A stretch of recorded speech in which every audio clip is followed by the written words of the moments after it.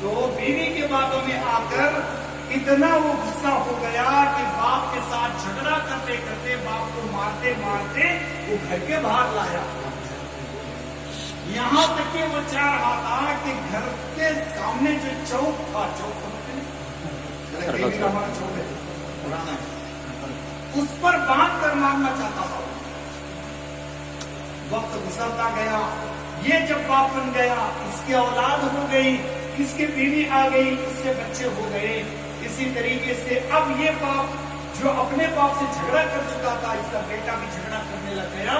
مارتے مارتے گھر تک لایا اور لانے کے بعد چوراہے پر باندھ کر مارنا چاہتا تھا. ایک کھمبے کو مضبوطی سے پکڑا اور کہا کہ میرے بیٹے بس کر، میں نے بھی اپنے باپ کو یہاں تک مارتے ہوئے لایا. جیسی کرنی ویسی برنی، نہ مانے تو کر کے دے، جنت بھی ہے دوزخ بھی ہے، نہ مانے تو مر کے دے.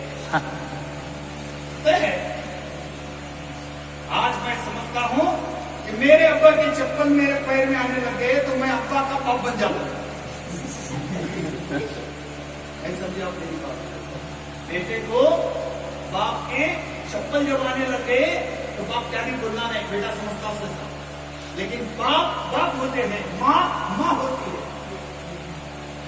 لیکن جب ہم کو سمجھ میں آ گیا تو ہم لوگ کیا کرتے ہیں بھائی؟ جب ہم کو سمجھ میں آ جاتا ہے تو ہم سمجھتے ہیں ابا تم نے نہیں سمجھا چکا. ارے بھائی تیرے باپ کو سمجھ میں آیا، اس کے تو تیرے کو سمجھانے والا بن گیا. لیکن آج میں اپنے ماں باپ کی نافرمانی کرتا ہوں، میں اپنی ماں کی نافرمانی کرتا ہوں. جبکہ ایک صحابی اللہ کے نبی علیہ السلام کی خدمت مبارکہ میں آئے اور پوچھا کہ اللہ کے نبی، میرے ماں باپ زندہ بھی سب سے زیادہ حق کس کا ہے؟ کہا کہ تیری ماں کا ہے. پھر پوچھا اس کے بعد کس کا ہے؟ کہا تیری ماں کا ہے. پھر پوچھا اس کے بعد کس کا ہے؟ کہا تیری ماں کا ہے. پھر چوتھی مرتبہ پوچھا کہ اس کے بعد کس کا ہے؟ تو کہا تیرے باپ کا ہے. علماء نے اس کی تشریح کی ہے، اس کا مطلب لکھا ہے کہ ماں کے حق کو اللہ کے نبی نے 3 مرتبہ فرمایا، اس کے بعد باپ کا حق ہے. کہا کہ ماں نے اس اپنے بچے کے بارے میں 3 تکالیف کا ایسا جھیلا ہے جس میں باپ کا کوئی حصہ نہیں ہے. سب سے پہلے 9 مہینے 9 دن تک اس کو پیٹ میں حمل کی صورت میں اٹھائے پھرا. یہ بڑی تکلیف ہے. ایک گھڑا ڈھو کے یہاں سے وہاں تک جاؤ، سیمنٹ تک معلوم پڑتا کھندا کیا ہے. ماں نے اپنی کوکھ میں اپنے پیڑ میں ہم کو پالا. یہ ایسی تکلیف میں اس کا کوئی اجر نہیں ہے، اس کے باپ کا حق پیڑے پر. دوسرا، جب بچے کو جلنے کا وقت آ گیا، ماں کو جو تکلیف ہوتی ہے اس کو درد ذل کہتے ہیں. ماں اگر آ کر کے دیکھتی ہے اس کا زندگی میں بھی فرما برداری کرے گی، حق ادا نہیں کر پائیں گے. جو تکلیف ہوتی ہے وہ عورت ہی کو معلوم ہوتی ہے، ماں ہی کو معلوم ہوتی ہے، اس کے علاوہ کسی کو معلوم نہیں ہوتی. ماں نے وہ تکلیف جھیل کر ہم کو دنیا میں لایا.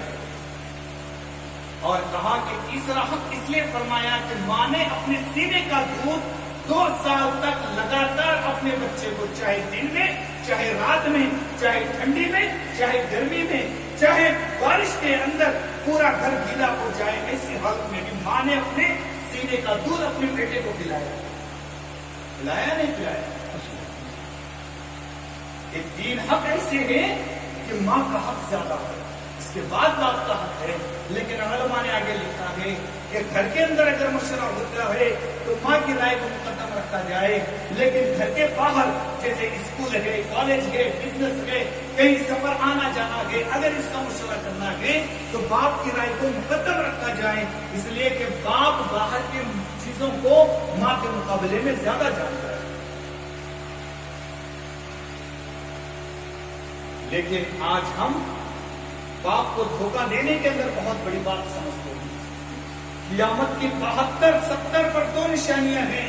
ان میں سے ایک نشانی یہ ہے کہ وہ ادنا صدیقہ و اقصی اباہ، کہ 7ویں نشانی یہ ہے کہ اپنے دوست کو بیٹا قریب کرے گا اور باپ کو دور کرے گا، یعنی باپ کی نافرمانی کرے گا.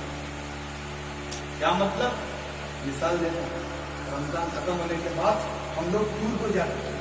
کوئی ڈانڈیلی جاتا، کوئی مسجد جاتا، کوئی بنگلور جاتا، کوئی کہاں جاتا، وہ نہیں بھی جاتا. اب میں جا رہا ہوں ڈانڈیلی. میرے باپ سے میں نے پوچھا باپ ڈانڈیلی کا نکو باپ پانی ہے، تو رہنے کا ہمارا 1 مہینہ محبوب ہوگا، دوسری جگہ. اب دوست ادا ہوتا کیا کرنا واہ واہ دل دکھ میں چاہیے تیار نہیں ہوتا خالی میرے ساتھ کچھ ہونا دوست آئیڈیا کے پاس ہم کر رہے ہیں لے جانے کا بول جانے کے لیے یہ اردو کی چھوڑوں نہ پوری غلط جانے کا اب باپ کو کیا کر رہا ہے غلط بتا رہا ہے دوست کی بات کو سن کر گویا کہ دوست کی بات کو لے رہا ہے اور باپ کو دودھ کر رہا ہے ابا نب کو جھوٹ بولے تب بھی یہ جا رہا ہے اور غلط بول رہا ہے جھوٹ بول رہا ہے کہ ابا غلط کو جا رہا ہے ہاں ٹھیک ہے دیکھو وہاں گارڈن ہے وہاں جاؤ گارڈن میں یہ کون سے گارڈن کو جا رہا پانی کے گارڈن کو جا رہا ہے تو گویا کہ باپ کی بات کو یہ نہیں مانے گا لیکن دوست کی بات کو ضرور مانے گا لیکن ایک بات یاد رکھیں اکثر نوجوان ہیں تمہارے والدین سے کیا گئے ہم یہ سمجھتے گئے کہ ہمارے ماں باپ ہمارے خلاف بننا چاہتے ہیں ماں باپ چاہے کیسے بھی کیوں نہ ہو وہ ہمیشہ اپنی اولاد کی خیر خواہی چاہتے ہیں اپنے اولاد کا وہ اچھا چاہتا ہے کبھی برا نہیں چاہتے لیکن اولاد سمجھتی نہیں ہے اس کا ہوتا یا نہیں ہوتا ماں کو آج گالی دی جا رہی ہے ماں کو برا بھلا کہا جا رہا ہے اگر بیٹے کا بس چلتا ہے تو ماں کو اللہ معاف کرے ایک دو لگا بھی دیتا ہے بعض مرتبہ باپ کو بھی لگا دیتا ہے اس سے آگے چل کر تو بیٹا باپ کے لیے تو کہتا ابا آپ کو کیا کریں جو ہمارے پاس کے کیا کرے ہم نہ کیا آستی کرے ہم نہ کیا دلے ہم نہ کچھ بولے بولتا ہے یا نہیں بولتا میں ہر ایک کی بات نہیں کر رہا ہوں لیکن ہمارے معاشرے کے اندر یہ چیز موجود ہے میں تو آپ کی اس مجمع سے پہلی مرتبہ اتنے لوگوں سے میں ملاقات کر رہا ہوں لیکن اللہ نے ہم کو عقل سلیم دی ہے ہم اپنی ماں کے درجے کو سمجھیں باپ کے درجے کو سمجھیں ہم اپنے اولاد سے چاہتے ہیں کہ میری اولاد فرما بردار ہو جائے میری اولاد میری بات کو مانے لیکن میں خود ہی میرے ماں باپ کا نافرمان ہوں میرے اللہ کا میں نافرمان ہوں اور چاہتا ہوں کہ سب لوگ میری بات مانے کوئی نہیں مانے